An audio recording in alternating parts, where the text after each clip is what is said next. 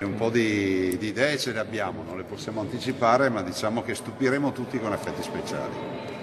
Cortina Milano, le candidate italiane ad ospitare i Giochi Olimpici Invernali del 2026 sono pronte a presentarsi al meglio all'appuntamento con la storia il 24 giugno a Losanna, quando verrà presa la decisione finale del CIO.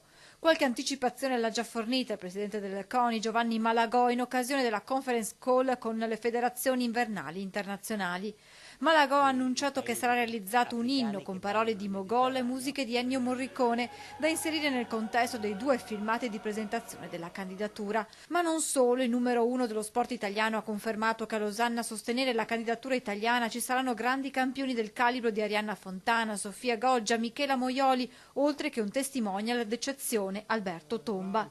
L'incontro di oggi aggiunge un nuovo tassello al progetto di Cortina Milano, forte del dossier presentato. Lo coccoliamo questo dossier e lo alimentiamo giorno dopo giorno, la squadra è compatta, soprattutto ricordiamo che in questo paese i cittadini vogliono le Olimpiadi e questo è grande valore. Per il governatore Zaia, quell'84% di italiani che hanno detto di volere le Olimpiadi rappresenta un valore aggiunto insieme all'organizzazione, al clima, agli hub invernali più importanti a livello internazionale, ha sottolineato Zaia, che poi ha aggiunto: questo è il luogo ideale. Siamo convinti di aver fatto un bel lavoro e soprattutto ne viene fuori questa compattezza e le regioni, i comuni, il governo, il Presidente della Repubblica, che oggi ho ringraziato ufficialmente nel mio intervento, nel mio speech in inglese, perché per l'endorsement che ha dato alle Olimpiadi e che comunque dà forza al fatto che c'è un sistema paese che si presenta. Durante la conference call Malagò ha anche rivelato che qualora Cortina Milano venissero scelte per ospitare i giochi invernali, su volere del sottosegretario Giorgetti,